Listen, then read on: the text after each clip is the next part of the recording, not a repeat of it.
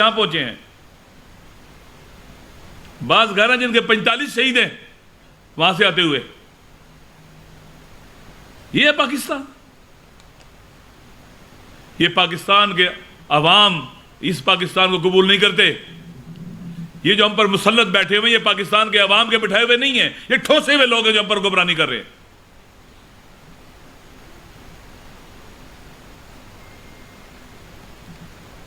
لہذا یہ تمام واقعات میں اگر شر پسندوں کو گرفتار کر کے سزا نہیں دی جائے گی اور یہ ان کو جرأت ملتی رہے گی. آج انہوں نے 2 گاڑیوں پر حملہ کیا، کل 10 پر حملہ کریں گے.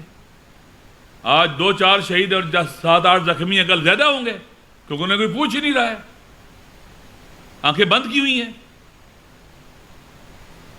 یہ چیزیں ناقابل تحمل اور برداشت ہیں. جہاں اس وقت ہمارا وطن پاکستان پہنچا دیا گیا ہے، اس پر رحم کھایا جائے. خدا کے لیے اس پر رحم کھاؤ. اس کے ساتھ مزید ظلم نہ کرو وطن کے ساتھ. اس کو تباہی بربادی کی طرف نہ لے کے جاؤ. وہاں نہ پہنچا دو کہ کسی سے بھی نہ سنبھالا جا سکے. پھر یہ تاریخ پڑھو کس طرح سے ملک ڈوبتے اور غرق ہوتے ہیں. یہ ساری کی ساری وہ جو شرائط ہیں تباہی و بربادی کی ساری پاکستان میں سب موجود ہیں. عوام کی کسی کو فکر نہیں ہے. عوام کی بات کوئی سننے کو تیار نہیں ہے. عوام کی بات کو کوئی سننے کو تیار نہیں ہے. اپنی مرضی کی باتیں سننے کو تیار ہیں کہ سر تسلیم کرنا ہے، جھکنا ہے آپ نے، اور بس. اور کوئی راستہ نہیں ہے غلامی کے علاوہ آپ کے پاس.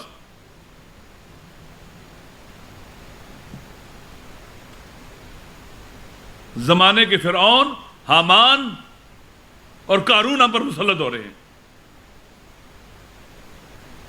فرعون کیا کرتا تھا؟ لوگوں کے بچے مارو، قتل عام کرو، مرواؤ ان کو، ڈراؤ ان کو، خوفزدہ کرو، ہراس کرو ان کو. حامان ملا تھا، وہ فرعون کے کاموں کو توجیہ کرتا تھا، ماشاءاللہ. اور قارون پیسے والا تھا. یہ منحوس مثلث اور ٹرائکا تھی جو اس زمانے کے لوگوں کا استحصال کرتی تھی. اور آج بھی یہ منحوس ٹرائکا موجود ہے جو یہ کام کر رہی ہے. لہذا ان کو گرفتار کرنا چاہیے، شر پسندوں کو، ان کو کیفر کردار تک پہنچانا چاہیے. لوگ اندھے نہیں ہیں، دیکھ رہے ہیں. وہ زمانہ گزر گیا جب چیزیں چھپ جاتی تھی. اب کچھ نہیں چھپ سکتا، ہر چیز سامنے لوگوں کے، بچے بھی جانتے ہیں. آپ نے دیکھا نہیں کہ عالمی سیونزم جس کے پاس پوری دنیا کے میڈیا پر جس کا تسلط ہے، وہ میڈیا کی جنگ ہار چکا ہے غزہ اور فلسطین کے مظلوموں کے سامنے. لوگ اب بہرے اور اندھے نہیں ہیں. زمانہ بدل چکا ہے. پوری امپائر ہے امریکہ کی اور عالمی سیونزم کی اور یورپ کی میڈیا کی امپائر ہے. دنیا پر ان کا ہولڈ ہے. اور میڈیا کی وار و غزہ کے چھوٹے سے 41 کلومیٹر کا طول ہے اس کا، اور 12 کلومیٹر چوڑائی ہے اس کی. اتنے، اور ہرا دیا انہوں نے اس عالمی فرعونی میڈیا کو. ہرا دیا انہوں نے. میڈیا کی جنگ جیت گئے وہ.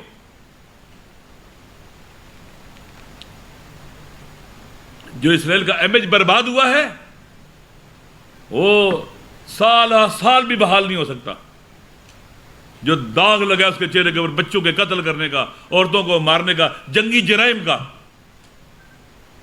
عوام کی نگاہ میں دنیا کے دیکھیں خالی مسلمان نہیں ہیں، غیر مسلم پورے یورپ میں لوگ آج بھی بڑے بڑے مظاہرے کر رہے ہیں.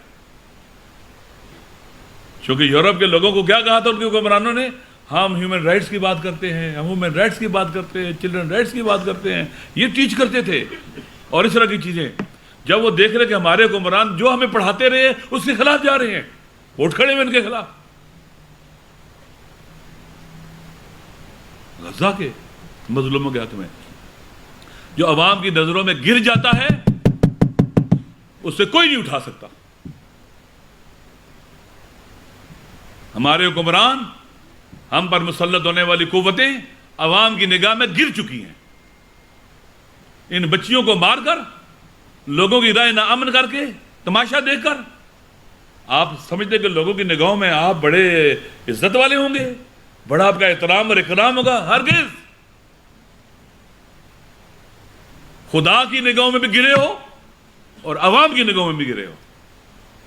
اور یہ آپ جو آپ کے چہرے پر کالک ملی جا رہی ہے، یہ کبھی بھی بحال نہیں ہو سکتی، کوئی بھی اس کو ٹھیک نہیں کر سکتا اس کالک کو. لہذا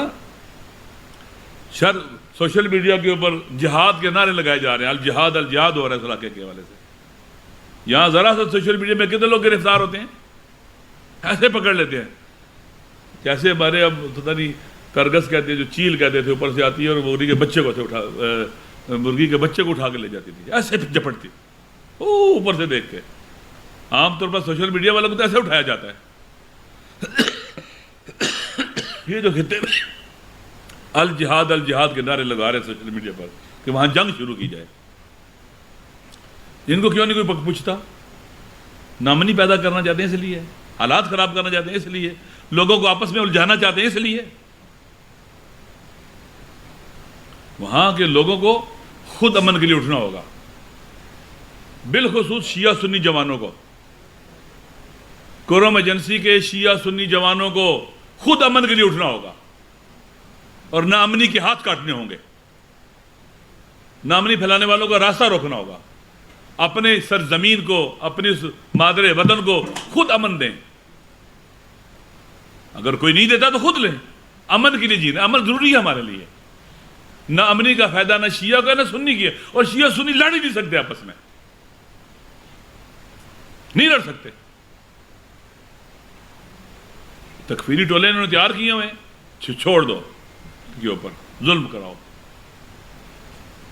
وزیرستان میں جتنے بے گناہ لوگ قتل مانگو شیعہ گیا ہے، انہوں نے تکفیری ٹولے پالے ہیں، ان سے قتل عام کرایا ان کا، اور علاقوں میں بھی.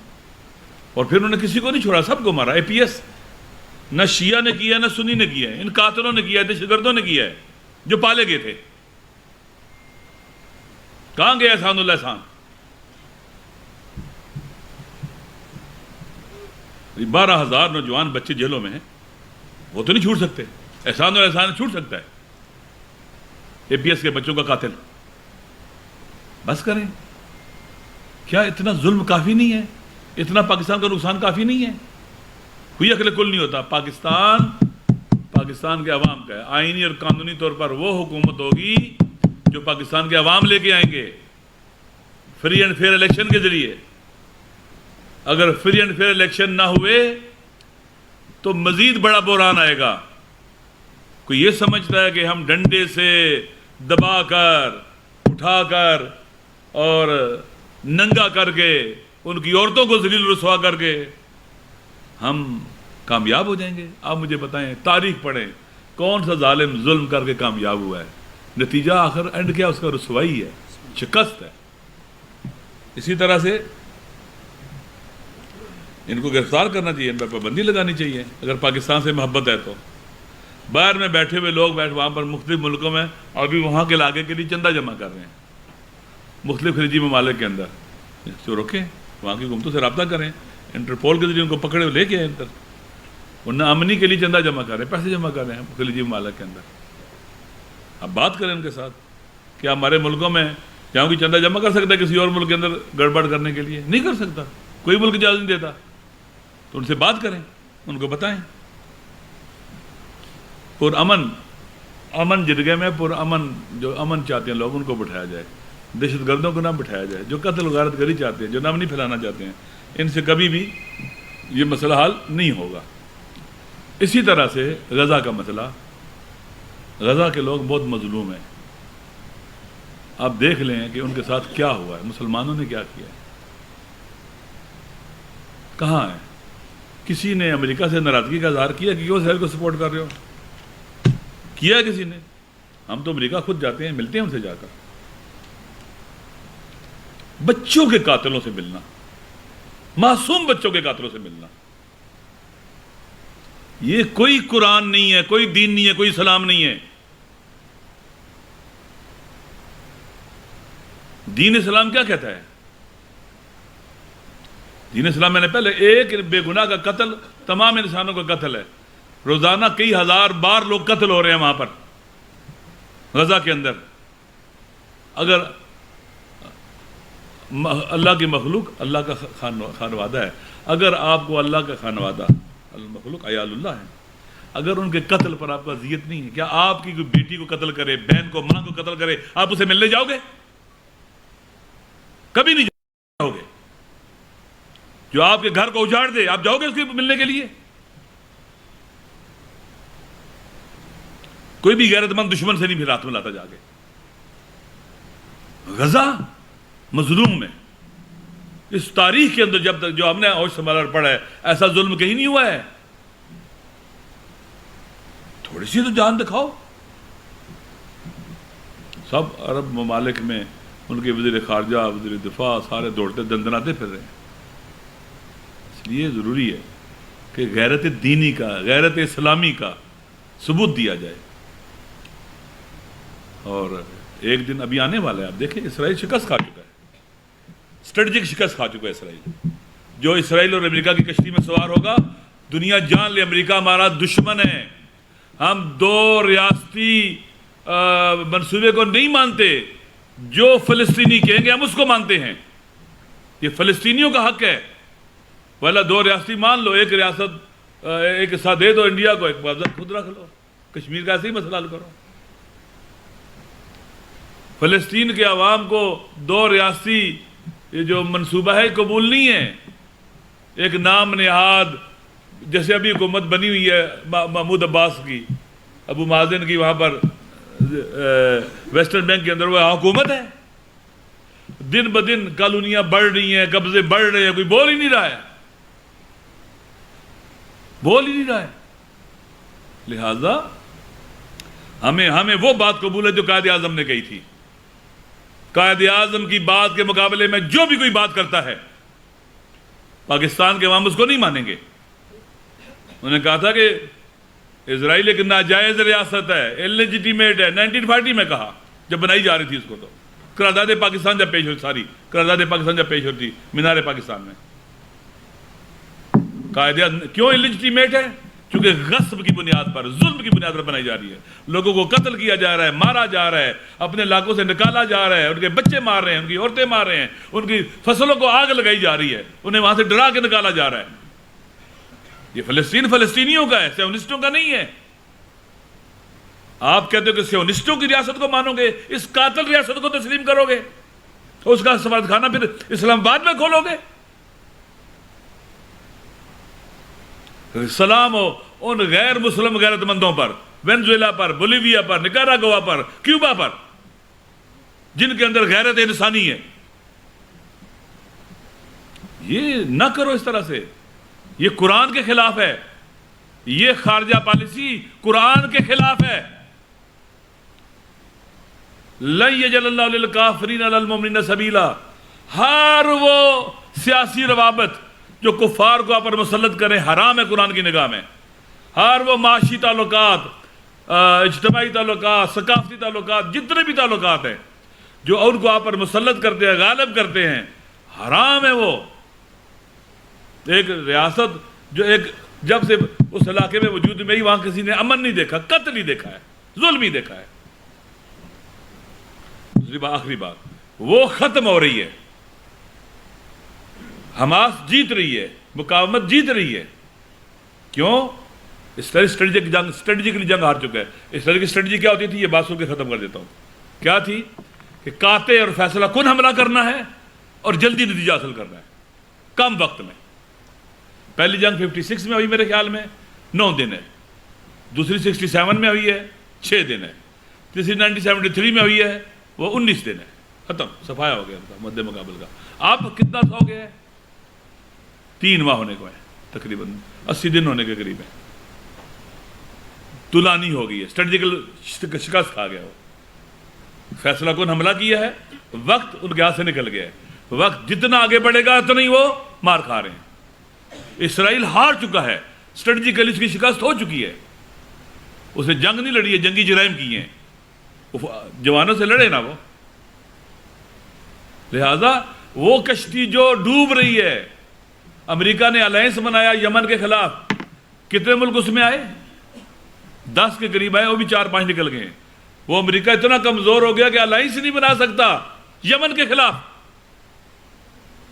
سمندری الائنس، جس کے ساتھ لوگ چلنے کو تیار نہیں. فرانس بھی چھوڑ گیا اس کو, اسپین بھی چھوڑ گیا, جرمنی چھوڑ گیا اس کو. یہ جو کشتی ڈوب رہی ہے, پاور شفٹ ہو رہی ہے ویسٹ ایسٹ کی طرف, آپ برے وقت میں اس طرف جا رہے ہو, پھنس رہے ہو جا کر, یا ایکسپوز ہو رہے ہو. پاکستان کے عوام غیرت مند ہیں, یہ ریڈ لائنز ہیں.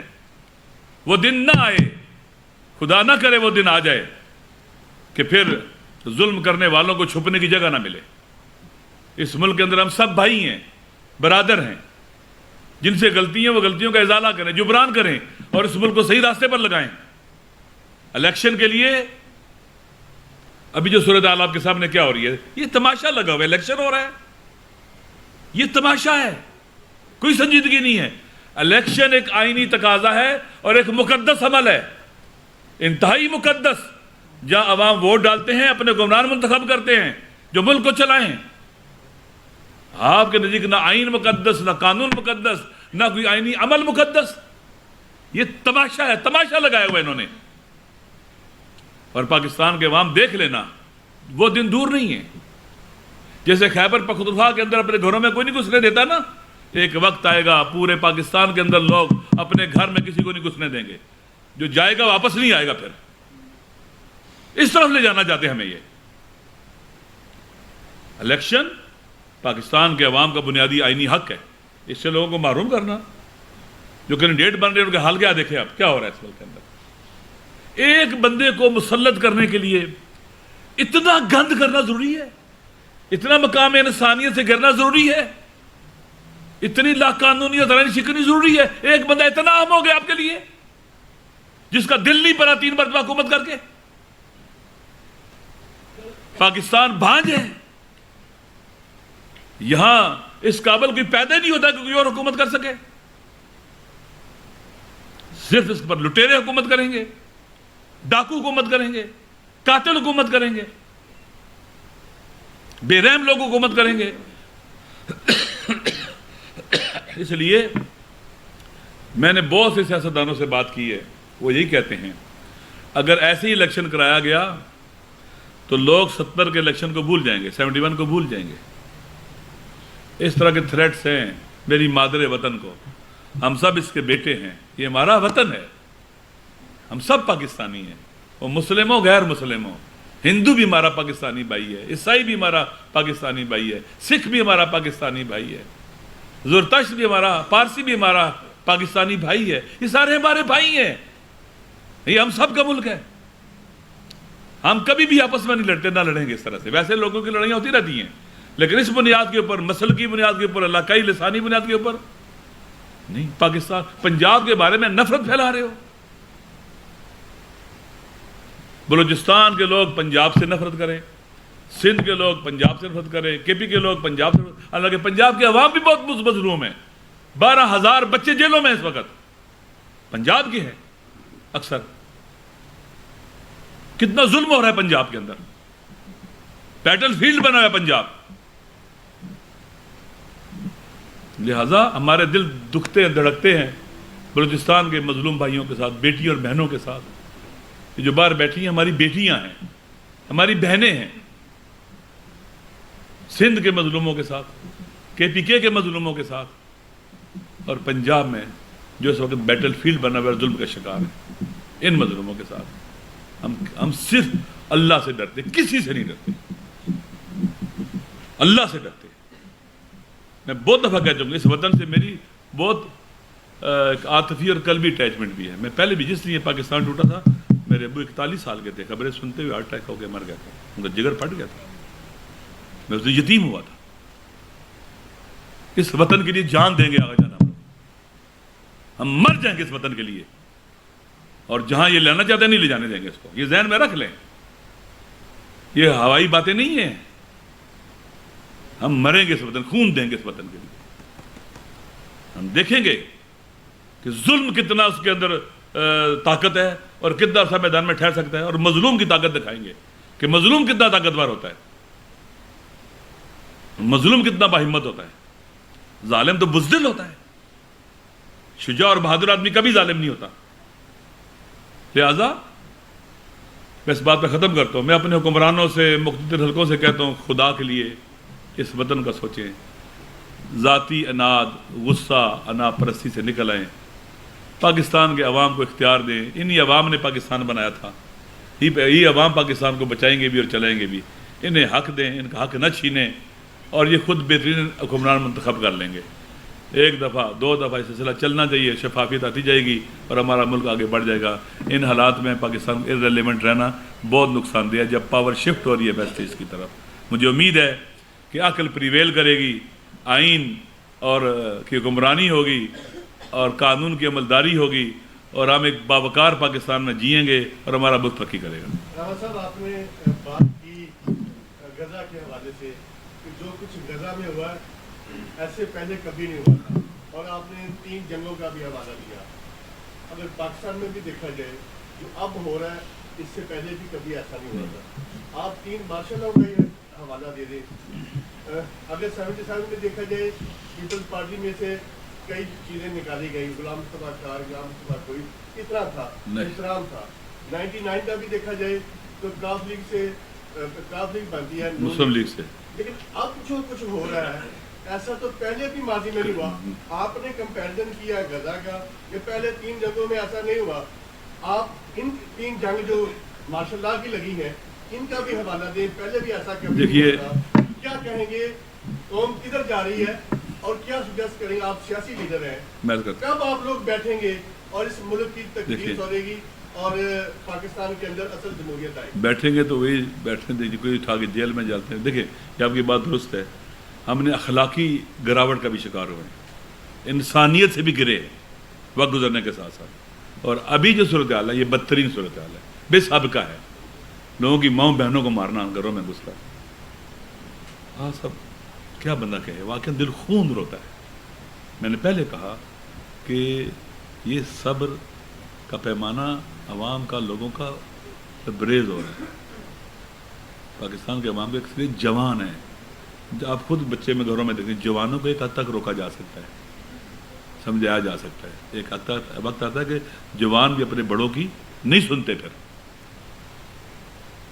خدا نہ کرے لوگ وہاں پہنچ جائیں اور پھر کچھ نہیں بچنا ہے اس ملک کے اندر, کچھ نہیں بچنا. یہ تنگ آمد بجانگ آمد, یہ جو سلسلہ غزہ کے اندر بھی ہوا ہے, ان کو مارتے رہے مارتے رہے مارتے رہے مارتے رہے. پھر جب ایک ایک دن کر کے مرنا کیوں نہ کٹھے مریں, ان کو بتائیں کہ مارنا کیسے ہوتا ہے. پھر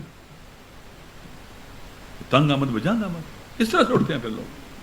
تو پاکستان بہت بڑا ہے, اس کو سنبھالنا ناممکن ہو جائے گا. میں نے پہلے کہا کہ عقل پریویل کرے, ہوش کے ناخن لیں اور اپنی انا اور تکبر کے غول سے باہر نکلیں اور پاکستان کو آئین اور قانون کے مطابق چلائیں. عدلیہ کو بھی دیکھنا چاہیے, ہماری عدلیہ کو بھی واقعاً عادل کرتے ہوئے نظر آئیں, پک اینڈ چوز نہ کریں. ابھی جو صورتحال ہے یہ مایوس کن ہے عدلیہ کے حوالے سے بھی. اگر انصاف نہیں ہوگا یہ ملک باقی نہیں رہ سکتا. دنیا طاقت زور لگا رہے باقی نہیں رکھ سکتے انصاف اور اگر عدل نہیں ہوگا تو. اور جب آپ ایسے ریمارکس دیں گے اور بات کریں گے تو چیزیں ٹھیک نہیں ہیں, آپ لوگوں کی نگاہوں سے گر رہے ہو. قاضی کا احترام ہونا چاہیے لوگوں کی نگاہ میں. اگر قاضی خود ہی اپنا احترام ختم کرا دے, ایسی سی باتیں کرے, کیا ان کو نظر نہیں آتا ملک کے اندر کیا ہو رہا ہے؟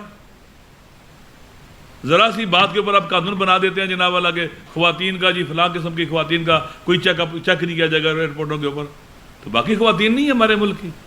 آپ کو نظر نہیں آتی 75 سال کی بوڑھی خاتون ڈاکٹر یاسمین راشد جیل میں پڑی ہوئی ہے, وہ دہشت گرد ہے. اور ڈاکٹر وہ کینسر کی مریضہ, وہ دہشت گرد ہے. کہاں بیٹھے ہوئے ہیں آپ؟ کدھر ہے عدلیہ, کدھر ہے انصاف؟ انصاف کا بھی بیڑا تباہ ہو چکا ہوا ہے, عدل کا بھی انہوں نے ستیہ ناش کیا ہوا ہے. عدلیہ کے نام پر عدل کا قتل, انصاف کا قتل, یہ چیزیں لوگوں کو نظر آ رہی ہیں. جب لوگ ہر چیز سے مایوس ہو جائیں گے نا, نہ الیکشن کے ذریعے ٹھیک ہو سکتے ہیں, نہ عدلیہ سے ٹھیک ہو سکتے ہیں, پھر کون سا راستہ لوگ اپنائیں گے؟ جب سارے راستے بند کریں گے تو پھر وہ راستہ اپنائیں گے جس میں بڑے بڑے بادشاہوں کو دفن کے لیے قبر نہیں ملتی, جگہ نہیں ملتی پناہ کے لیے, پھر وہ راستہ اپناتے ہیں لوگ, اور لوگ اپناتے ہیں. پھر کوئی اور سوال؟ جی ابھی آپ نے کرغزستان کی بات کی کہ وہ ایک متنازع خطہ ہے, اس علاقے کے بتانا پسند کریں کہ کیا حقوق ہیں جو ایک متنازع خطے کے ہوتے ہیں؟ قبلہ سید علی رضوی صاحب جو جی بی کے ہمارے صدر ہے مجلس بات مسلمین کے، یہ گزارش ہے کہ وہ اس حوالے سے خود بات کریں. بسم اللہ.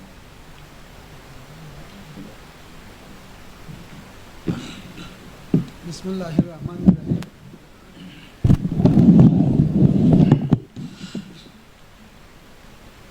متنازعہ علاقے کے بہت سارے حقوق ہیں اور وہاں کے عوام کے جو ڈیمانڈ ہے وہ تو پاکستان کے ساتھ آئینی الحاق ہے، اور یہاں کے نیشنل اداروں میں نمائندگی ہے ہماری.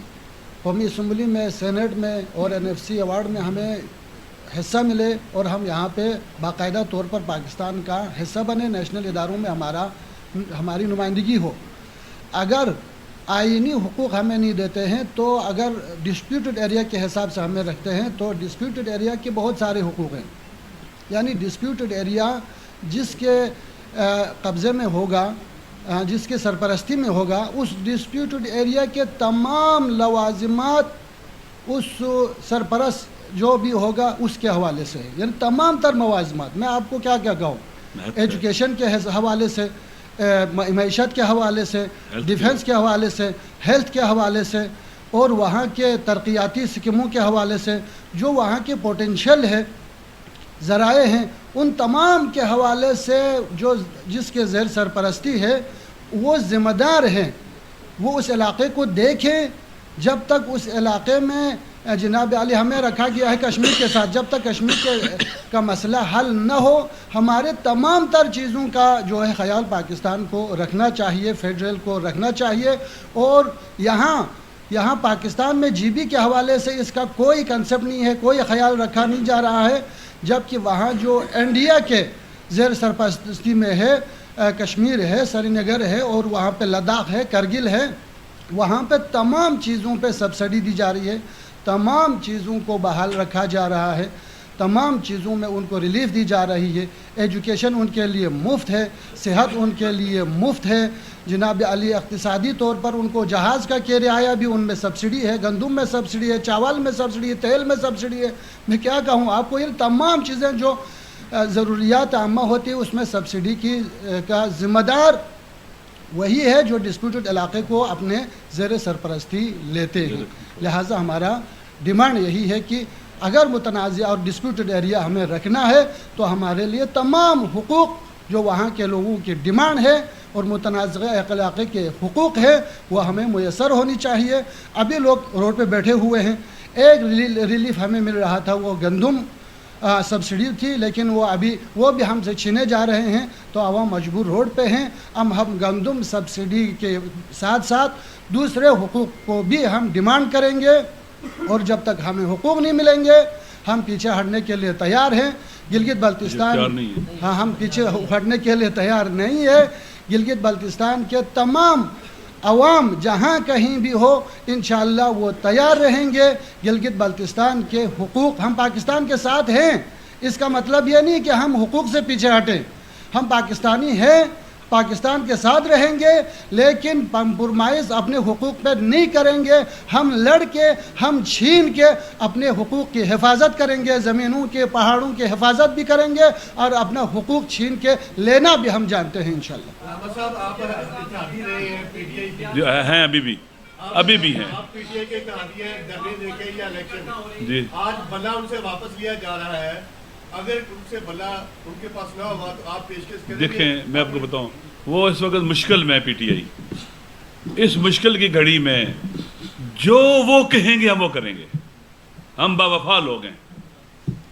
میں نے خان صاحب سے کہا جو ہمارا MOU پر سائن ہوا ہے کہ ہمیں غلامی قبول نہیں ہے، آزاد خارجہ پالیسی، داخلی خود مختاری، کسی کو حق نہیں دیں گے یہاں مداخلت کریں. آزاد خارجہ پالیسی مستقل اپنے قومی مفادات کے مطابق، اپنی زمین کسی کو نہیں دیں گے، کسی طرح سے فیصلے خود کریں گے، اور GB کو ہم آئینی حیثیت دیں گے. یہ ساری چیزیں کشمیر کا مسئلہ تو ہم نے اس پر ہیں. ہم اس راستے میں یہ عزت کا راستہ ہے اور ایک قرآن کی تعلیمات کے مطابق، اور ہمارے شہداء کا بھی نیریٹو یہی ہے. لہذا ہم نے کہا ہے کہ ہم خون کے آخری قطرے تک مر جائیں گے، ساتھ دیں گے، پیچھے نہیں ہٹیں گے. وہ جو کہیں گے ہم کریں گے، جو ان کی ڈیمانڈ ہوگی ہم ان کے ساتھ ہیں، ہم پیچھے نہیں ہٹیں گے.